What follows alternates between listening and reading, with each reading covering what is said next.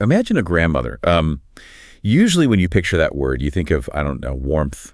You think of protection or family legacy. Right, like someone baking bread or something. Yeah, exactly. Or sneaking you an extra piece of candy when your parents aren't looking. But I want you to take that image and just twist it into an absolute nightmare. It really is a nightmare. It is.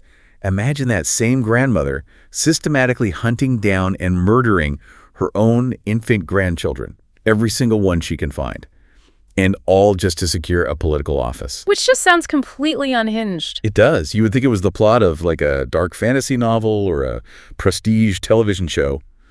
But today, for this deep dive, we are unpacking a historical reality that hinges on exactly that level of terror. It is deeply unsettling. And I mean, the stakes of this particular massacre go far beyond just a localized family tragedy. Right. What we are looking at is a concentrated, calculated attempt to wipe out an entire royal bloodline.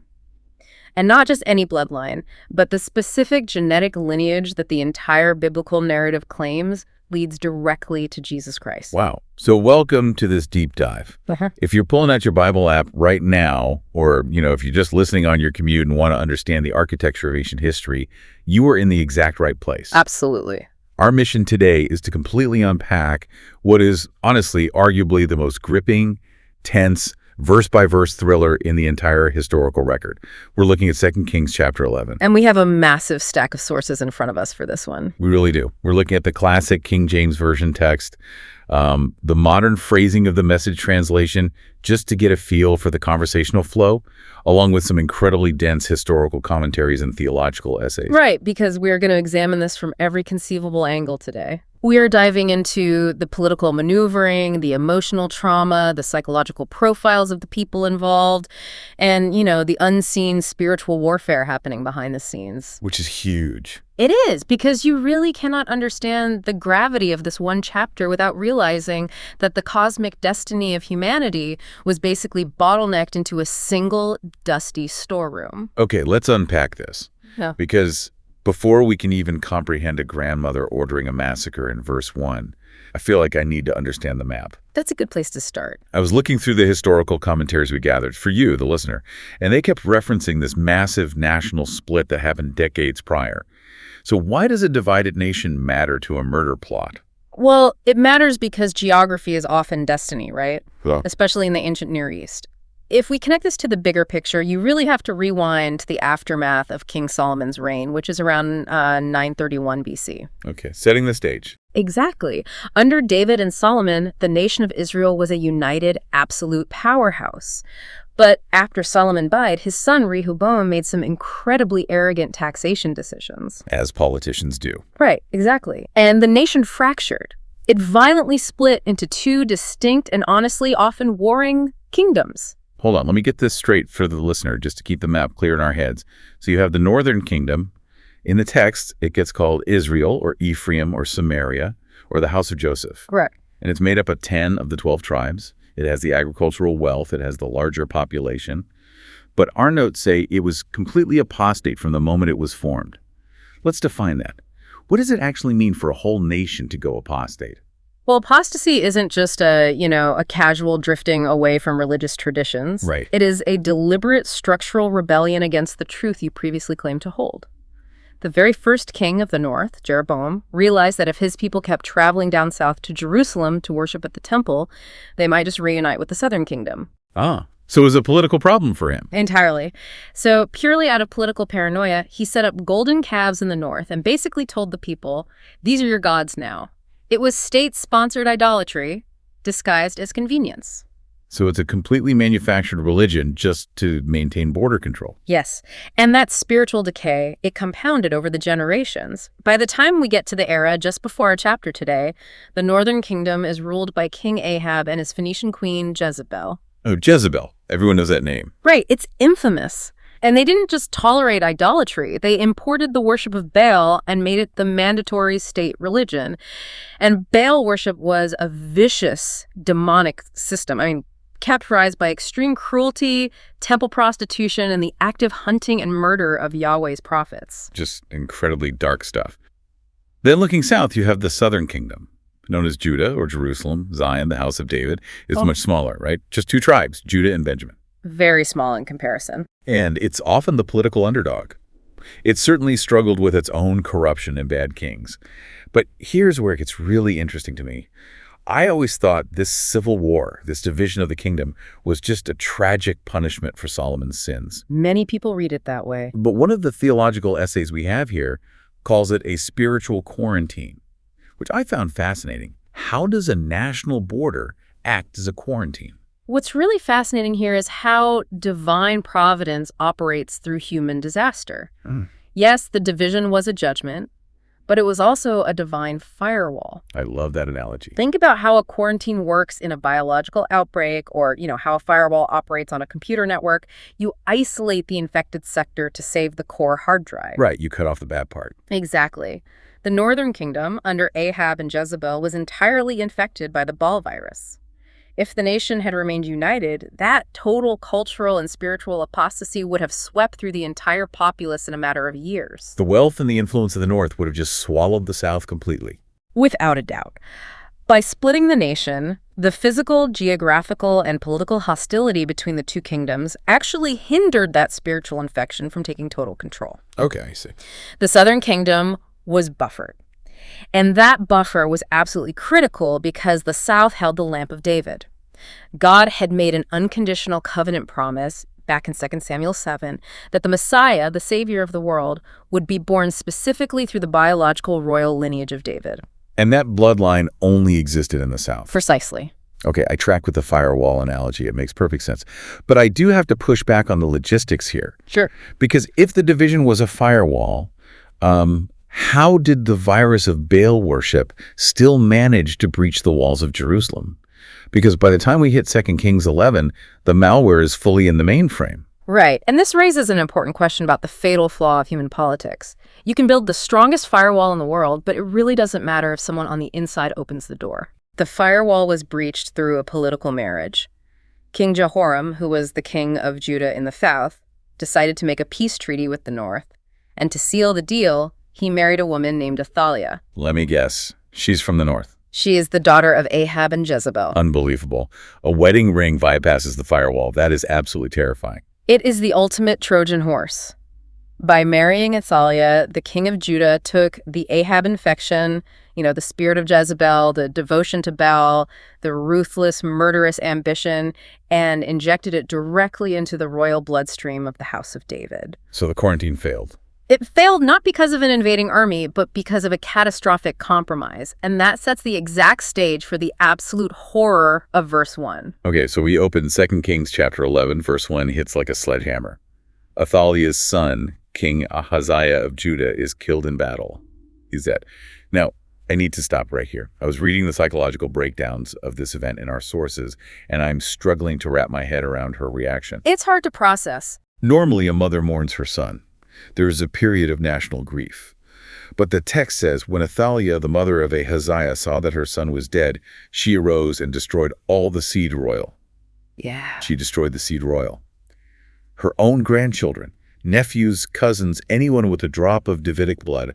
How does a mother instantly pivot from her son's death to murdering her infant grandchildren? Well, it requires a level of psychological narcissism that is difficult for a healthy mind to process. Our sources highlight that she perfectly embodies the spirit of Jezebel. Right. In that psychological framework, maternal love, family loyalty, and basic human empathy are completely overridden by the lust for control. She doesn't shed a tear for her son because she doesn't see a tragedy. What does she see? She sees a power vacuum, and she violently fills it. There's an incredibly dark irony in her name too, isn't there? Yes, there is. Athaliah in Hebrew translates to Yahweh is exalted or afflicted of the Lord. Yet she dedicates her entire existence to opposing Yahweh and serving Baal. A living, breathing contradiction. Exactly. But to truly understand this massacre, we have to look deeper than just her sociopathic psychology. We have to look at the unseen spiritual warfare happening in the background. Right, because this isn't just a political true crime story. There is a cosmic layer to this for you to think about. If you trace the biblical narrative all the way back to the Garden of Eden, back to Genesis 3:15, God declares that there will be enmity, a perpetual grinding war between the seed of the serpent and the seed of the woman. The ultimate conflict. Right, and Satan's primary objective throughout the Old Testament is to sever the lineage that leads to the Messiah. So Athaliah's coup, it's actually a satanic assassination attempt. It is a targeted strike on the promise of God. Athaliah might think she is merely securing her political dominance, eliminating rivals, but spiritually, she is acting as a puppet of darkness. Wow. If she succeeds in killing every last male heir of David, the covenant is broken. The lamp of David goes out. God becomes a liar, and the Messiah cannot be born. The redemptive history of the entire human race is bottlenecked right here. Right here on the bloody floor of this palace corridor. That is chilling to think about. But just as the darkness seems absolute, we get verse 2, and it starts with, but Jehosheba. I love that but. It's the pivot point of history. It is the conjunction of divine grace. Whenever you see, but God, or in this case, but Jehosheba, you know the narrative of destruction is about to be interrupted. Let's talk about Jehosheba, because she is fascinating. She is the sister of the dead king, Ahaziah. She is the daughter of the previous king. And importantly, she is married to the high priest, a man named Jehoiada. Yes. And her name literally translates to Yahweh, is her oath. A profoundly fitting name for a woman who's about to risk everything to keep God's covenant oath alive. Okay, let's put ourselves in her shoes for a second. We tend to read these verses clinically, but let's look at the actual logistics of this rescue. This isn't just signing a piece of paper. Athaliah's assassins are moving room to room, slaughtering the royal children. It's pure chaos. It's chaos. It's loud. They're screaming. And Jehosheba sneaks into this slaughterhouse. She finds the youngest infant, Joash, who's also called Jehoiada in some texts, and he is maybe a year old. Just a tiny baby. She grabs the baby and his wet nurse, and she smuggles them out. How do you hide a crying baby in a palace full of murderers? The adrenaline and sheer terror of that moment must have been overwhelming. I mean, she is navigating stone corridors, dodging guards who have explicit orders to kill anyone with royal blood. The stakes are unimaginable. If she is caught, she dies immediately. The baby dies, the nurse dies, the lineage ends. But she manages to slip away into the temple complex. Now, the sources clarify she hides him in a bedchamber. Oh. But I want to be clear for the listener. This wasn't like a royal master bedroom with a 4-poster bed. No, not at all. The architecture of the temple complex included various chambers used for storage.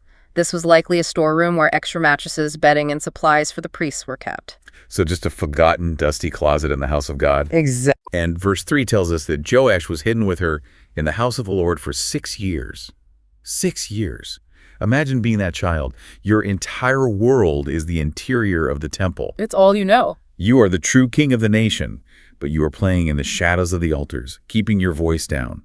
You smell the incense, you hear the chanting, but you are hidden from the dictator who sits on your throne just a few hundred yards away. It is a profound period of waiting. And think about the psychological toll on Jehosheba and Jehoiada.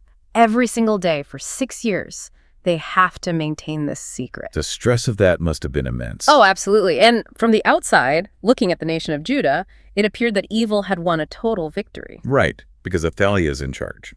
The Temple of Baal was operating openly in Jerusalem. A usurper was enforcing her will. To the average citizen walking the streets, the Davidic line was completely extinct. But God was hiding his promise in the very place Athaliah despised and ignored, the Temple of Yahweh. So what does this mean logistically? Because you cannot keep a growing boy quiet in a closet forever. You really can't. An infant becomes a toddler, and a toddler becomes a 7-year-old boy. He's going to talk, he's going to run out to the courtyard. The secret is going to get out eventually. Which brings us to the breaking point. Yeah. The 7th year. In biblical numerology, 7 is the number of completion. It represents a finalized cycle and covenant. The waiting is over. The time of hiding is over. The time for revelation has arrived. And this is where Jehosheba's husband, the high priest Jehoiada, steps out of the shadows. Mm-hmm. He is the mastermind of what happens next. Verses 4 through 8 detail this incredibly tense, meticulously planned military coup. Jehoiada really proves himself to be a brilliant, calculating strategist here. He knows he is dealing with a ruthless, entrenched dictator who has eyes everywhere. He can't just wing it. No, he doesn't just run out into the streets yelling for a populist rebellion that would be suicide. He acts with absolute military precision. He secretly summons the rulers over hundreds. These are specific guys, right? Yeah. Yes, these are 5 specific military captains named in the parallel historical account in 2nd Chronicles. He also brings in the Karaites, who were elite mercenaries, basically the royal bodyguards. Now, I have a major logistical question here. I want to push back on this scene based on the rules of the time. Okay. Jehoiada brings armed mercenaries into the holiest site in the Jewish faith. He brings swords into the temple. Wouldn't that be considered a massive violation of religious law at the time? How does a high priest justify militarizing the sanctuary? That is a highly perceptive observation, because under normal circumstances, yes, bringing weapons of war into the inner courts would be deeply profane. It's a huge deal. It is. But Jehoiada understands the hierarchy of biblical law. The preservation of the covenant, the very life of the Messianic line, overrides the ceremonial restriction. Oh, okay. In fact, you could argue that the temple is exactly where the true king should be protected. It is the ultimate sanctuary. So he brings these hardened military men into the temple. He makes them swear an oath of secrecy. And then he pulls back the curtain. He shows them the hidden king. I can't even imagine the emotional whiplash for those soldiers. Right. They have lived under Athaliah's oppressive, illegitimate rule for 6 years, fully believing the line of David was dead. And suddenly, the high priest shows them a 7-year-old boy with the blood of David in his veins. It must have been electric. You can imagine these battle-hardened men just falling to their knees in disbelief. Yeah. Once he has their absolute loyalty, Jehoiada lays out the plan. And it is a masterstroke of urban warfare. Walk me through the mechanics of this, because I was reading the sources and the logistics are just fascinating. How do you suddenly mass an army in the middle of the city without Athaliah's spies noticing? I mean, she's paranoid, right? Exactly. She's watching everything. So he utilizes the Sabbath shift change. Oh, that's smart. In the ancient world, the temple guard rotated their shifts on the Sabbath. One full contingent would come on duty, and the other contingent would go off duty. By initiating the coup on the exact day of the Sabbath, Jehoiada effectively doubles his manpower inside the temple complex without raising a single red flag. Because anyone looking from the palace just sees a normal, scheduled shift change. Precisely. Then he sets up the perimeter. He divides the forces into 3 tiers. 1/3 is stationed at the king's house, the palace, another third at the gate of Sur, and the final third at the gate behind the guard. They are locking down every exit and entryway. They are creating a complete chokehold on the political center of the city. But the most critical part of the strategy is the inner circle, right? Yes. He takes the 2 divisions that were supposed to go off duty, and he forms a direct armed human shield around the young king inside the temple. It's the first Secret Service. In a very real sense, yes. And the orders Jehoiada gives are absolutely severe. He tells them, any unauthorized person who breaks your ranks or approaches you must be killed on sight. No hesitation. None. You stay right beside the king when he goes out and when he comes in. They are forming a literal wall of flesh and iron around the promise of God. And I read this one detail that absolutely floored me. It's in verse 10. Jehoiada arms these commanders with spears and shields, but not just any weapons from an armory. Right, this is such a great detail. He gives them King David's actual spears and shields that had been stored in the temple as relics. I mean, what is the psychological impact of holding a 100-year-old shield that belonged to the giant slayer himself? It is a breathtaking leadership move. Imagine the visceral, tactile connection to the covenant.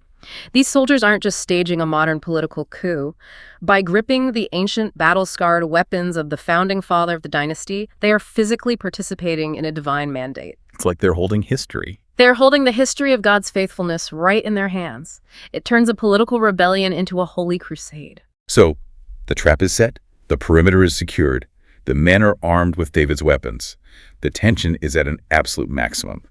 Let's pivot to the dramatic climax in verses 9 through 16, the public reveal of the boy king and the fatal mistake of the usurper. Okay. The guards take their positions. They form a complete arc from the right corner of the temple to the left corner, surrounding the great bronze altar. And then Jehoiada brings out Joash. He places the royal crown on a 7-year-old's head. But he does something else that is of massive theological importance here. He gives the boy the testimony. Now, I don't want to gloss over that, because we hear that word a lot in modern contexts. What exactly is the testimony in this ancient context? The testimony refers to the law of Moses. It was likely a copy of the Torah, perhaps specifically the Book of Deuteronomy, which contains the laws concerning kingship. Okay. By handing the law to the king during his coronation, Jehoiada is making a profound public statement. The king of Judah is not an absolute pagan dictator like the kings of the surrounding nations or, like Athaliah. He is a covenant king. Let's define covenantal authority for the listener. It means the king isn't above the law. Precisely. He is under the authority of God's word, subject to the same laws as the poorest citizen. He is then anointed with oil, symbolizing the Holy Spirit's empowerment and selection. And at that moment, the suffocating silence of the last 6 years is completely shattered. The people clap their hands, they blow the trumpets, and they shout the ancient thunderous phrase, "God save the king," or "Long live the king." The noise must have been absolutely deafening. It had to be. And up in the palace, Athaliah hears it. She hears the rejoicing, the trumpets, the chanting, and she makes a catastrophic miscalculation. She really does. She doesn't send a messenger or a scout. She is so arrogant, so convinced that she is still in absolute control, that she rushes down into the temple complex herself to see who is making all this noise. She walks right into the jaws of the trap. She steps into the temple courtyard, and the visual must have been staggering. She sees a 7-year-old boy wearing a crown, standing by the royal pillar, which is the traditional place of authority, Surrounded by heavily armed commanders. and trumpeters with the whole nation rejoicing. The shock must have paralyzed her. The one thing she was certain she had destroyed, the seed of David, is staring right at her. Her reaction is visceral. She tears her royal robes in despair, and she screams at the top of her lungs, "Treason! Treason!" The hypocrisy of that scream is just stunning. It's unbelievable. I mean, think about it. She is the one who murdered her own infant grandchildren to steal a throne that didn't belong to her. And she has the audacity to call the rightful heir's coronation treason. It is peak gaslighting. It perfectly illustrates the blinding, distorting nature of sin and narcissism. Usurpers always view the return of legitimate authority as betrayal. Right, because they think they're the center of the universe. In her twisted mind, she was the state. Therefore, the truth was treasonous. But her cries fall on entirely deaf ears.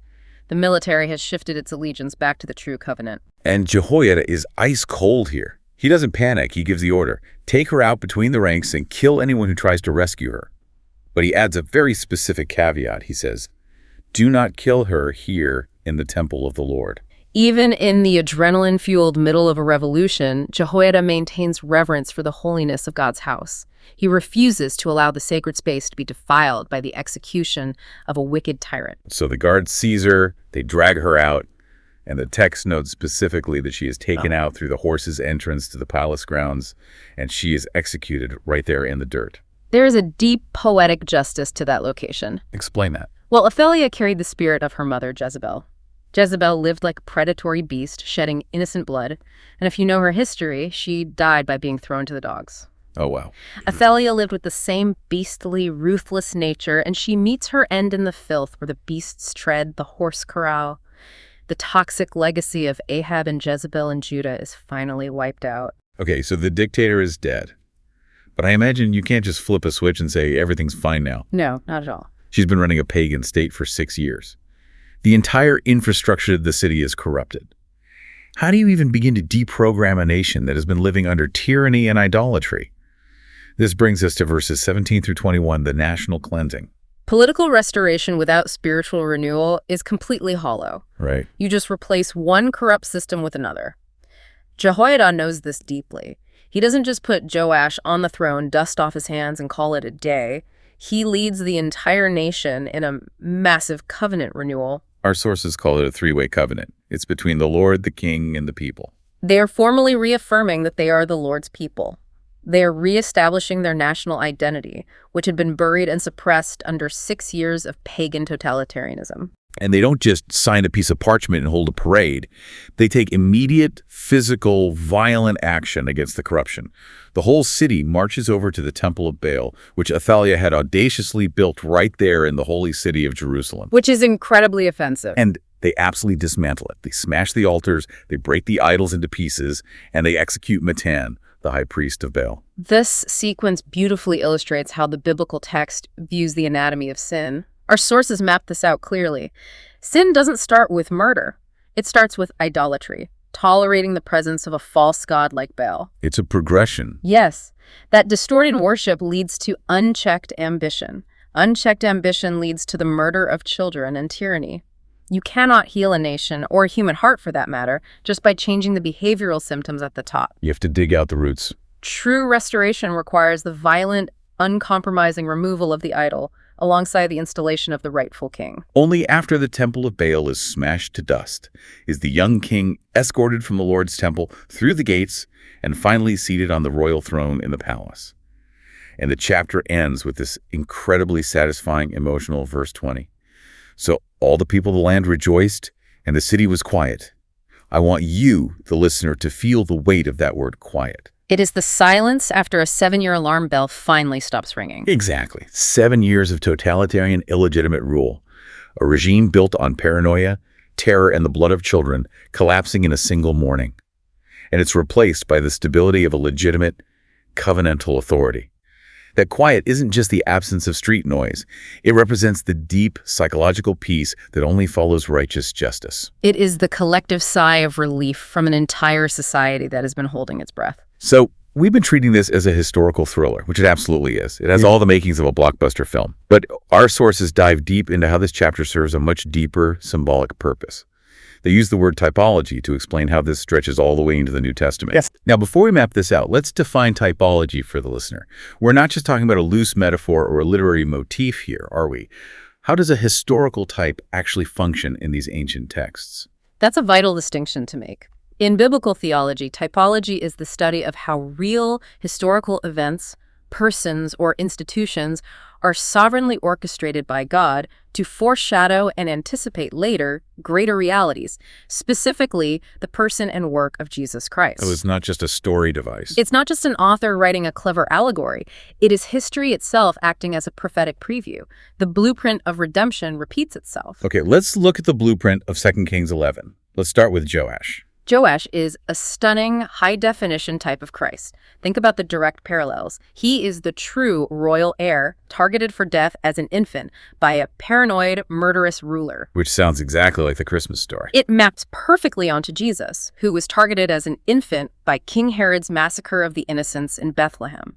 Joash is presumed dead by the world, hidden away in obscurity. Just like Jesus was hidden away in Egypt to escape Herod, and later lived in total obscurity in the town of Nazareth. Yes, and then, at the appointed time, Joash is revealed in glory, crowned, and reclaims his rightful throne, bringing profound peace to the city and destruction to the false gods. Wow.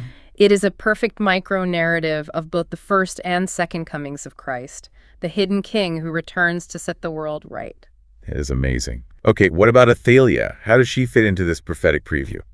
Athaliah acts as a type of the Antichrist, or the false church system in the book of Revelation. She is the ultimate usurper. She has no legitimate biological or covenantal claim to the throne, but she attempts to rule the world through bloodshed, intimidation, and the forced enforcement of pagan worship. So she demands total control. She demands absolute allegiance. She persecutes the truth, but her reign is ultimately exposed as temporary and doomed the exact moment the true king appears. And Jehosheba, the woman who risked it all. Jehosheba is a beautiful, vivid picture of the true church. She represents the faithful remnant. What does she do? She hides the word, the rightful king, in her heart and in her home during the darkest, most dangerous of times. She acts when everyone else is paralyzed. She protects the truth at massive personal risk, nurturing the king in secret until the day of his appearing. I love that. And finally, Jehoiada the priest. Jehoiada represents the work of the Holy Spirit, or the faithful prophetic ministry. Notice Jehoiada's character. He doesn't seek his own glory. Right, he doesn't take the throne for himself. He had the military backing. He could have easily tried to seize the throne, but his entire mission is to orchestrate the restoration, empower the people, renew the covenant, and point every single eye to the true king. Now, let me push back on this a little bit. When we line up all these perfect allegorical mirrors, it feels almost too neat. I get that. Does this mean these people were just puppets? Like, did Jehosheba have no free will? Yeah. Was she just acting out a play without realizing it, just so we could have a clean sermon illustration 3,000 years later? That is an incredibly important philosophical pushback, and the answer is absolutely not. They were not puppets. These were real, historical people experiencing real terror, making real, dangerous choices. They didn't know the end of the story. Exactly. When Jehosheba snuck into that bloody hallway to steal the baby, her heart was pounding out of her chest. She didn't know she was a type of the church. She was just trying to save her nephew. Yeah. Jehoiada risked crucifixion or whatever horrific execution Athaliah would have devised if his plot failed. Their free will, their courage, and their human agency were completely active. So how does their messy, terrifying reality perfectly mirror the gospel thousands of years later? This is the mystery of God's sovereignty. God sovereignly weaves their real, autonomous historical choices into a pattern that foreshadows his ultimate redemptive plan. History itself is the canvas God uses to paint the picture of his son. That's deep. The pattern repeats precisely because the nature of God's preservation and the nature of Satan's opposition remains consistent throughout time. That is incredibly profound. And understanding these ancient patterns isn't just an academic exercise. It's not just Bible trivia for a Sunday school class. This brings us to you, the listener, because this ancient blueprint applies directly to your life, your family, and your mind right now, today. It absolutely does. Let's talk about how we apply this. Our sources highlight a concept for the individual that they call hidden potential. Yes. Think about the hidden years of Joash. Listen to me on this one. If you are listening to this right now, you might feel like you are in your own 6-year hiding season. You feel totally unseen. You are tucked away in a difficult job, a challenging marriage, or a season of illness. You're doing the right thing day after day, and nobody is clapping for you. You feel forgotten. You feel like Joash in the mattress closet. It is so easy to fall into despair and feel like that time is wasted. But the deeply encouraging lesson of 2 Kings 11 is that hidden faithfulness is not wasted faithfulness. Say more about that. God uses the hidden years, the silent years, to mature you. He is preparing you in the sanctuary so that when your 7th year comes, when your time of revelation and calling arrives, you actually have the character, the humility, and the grounding to handle the throne he has prepared for you. So the dark times have a purpose. Trust the hiding season. God is doing his best work in the dark. And what about for families? How does this ancient coup apply to how we raise our kids today? The essays we reviewed highlight what they brilliantly term the Jehosheba mandate. I love this phrase. Let's break it down. It's a direct call to action. We live in a broader culture that is increasingly hostile to biblical truth, a culture heavily influenced by modern ideological Jezebels and Athaliahs. Right. These are systems of thought that want to consume the minds and the innocence of the next generation. The Jehosheba mandate urges you to be the Jehosheba for your family. Are you willing to risk your social status, your comfort, maybe even your professional reputation to protect the spiritual lives of your children or your community? It's about active protection. We are called to snatch the vulnerable out of the way of cultural destruction and actively hide them in the truth of God's word. We have to be active protectors, not passive observers. And that leads directly into the concept of mind renewal. I keep thinking about Athaliah's cry of treason as she stood in the temple. We have to renew our minds to realize that what a hostile world calls treason or rebellion or intolerance is very often just God's restoration of absolute truth. That is a vital point for critical thinking in our modern era. The culture will consistently label your faithfulness to God as a betrayal of societal norms. Athaliah genuinely believed she was the absolute law. She had centralized all power around her ego. So she wasn't necessarily lying. Right. So when the true king appeared, she wasn't just lying. In her twisted reality, she genuinely saw his existence as treason. Don't get gaslit or intimidated by the labels a secular, hostile culture puts on your faith. They are looking at reality upside down. And there is a sobering warning here, too, for the rebellious, for those who think they can outsmart God's laws. Yes, the biblical text is unyielding on this point. Illegitimate power, corruption, and sin may reign for a season. Athaliah got 6 years of absolute power. She lived in luxury. She probably thought she'd gotten away with it. She thought she won. She thought she had outsmarted God's covenant. But a kingdom or a life built on sin is built on sand. It eventually, inevitably, collapses. As the old saying goes, be sure your sin will find you out. God's justice may seem delayed to our impatient eyes, but it is never, ever denied. So we've covered a massive amount of ground today. We've gone from the bloody floor of a royal palace to a dusty hiding place in the temple, to a brilliant military coup orchestrated by a priest, and finally to a restored throne in a quiet city. We've seen the miraculous preservation of the lineage of Jesus Christ, secured by the bravery of one woman and the tactical genius of one faithful man. It truly is one of the most remarkable high-stakes rescue missions in human history. It absolutely is. But before we wrap up this deep dive, I want to leave you with one final lingering thought. A footnote that I found genuinely unsettling when I was reviewing our historical texts. It is a tough pill to swallow. Throughout this whole discussion, we've celebrated the preservation of little Joash. We've praised the incredible faith of Jehoiada the priest. But if you read further into the history, past chapter 11 into chapter 12 in the Parallel Chronicles, you find a really tragic epilogue. The very sobering epilogue regarding human nature. The texts tell us that Joash grew up, and he was a good king for a while. He even repaired the temple. But he was deeply, fundamentally dependent on Jehoiada. In fact, the Bible specifically notes that Joash only reigned righteously as long as Jehoiada the priest was alive to instruct him. He borrowed his mentor's conviction. He never truly owned it. Exactly. Once Jehoiada died at a very old age, King Joash completely caved. Without his spiritual father holding his hand, he listened to corrupt political advisors, he turned away from the temple he just repaired, and he eventually fell into full-blown apostasy himself. The boy who was miraculously saved from the darkness eventually walked right back into it the exact moment his human shield was removed. It highlights the devastating difference between a borrowed faith and an owned faith. So here is the question I want you to mull over and explore on your own today. Look at your own life. Are you relying entirely on a Jehoiada in your life? Maybe it's a charismatic pastor or a deeply faithful parent or a really strong mentor. Are you relying on them to protect you, to make your moral decisions, to uphold your faith? Because what happens when they're gone? When the crisis hits and your Jehoiada isn't there to tell you what to do, are you guarding the throne of your own heart? Or are you just borrowing someone else's courage? That is a profound question to take with us into the week. Thank you so much for joining us on this deep dive into the sources today. Keep asking the hard questions, keep digging into the historical and spiritual mechanics of the text, and keep seeking out the hidden truths.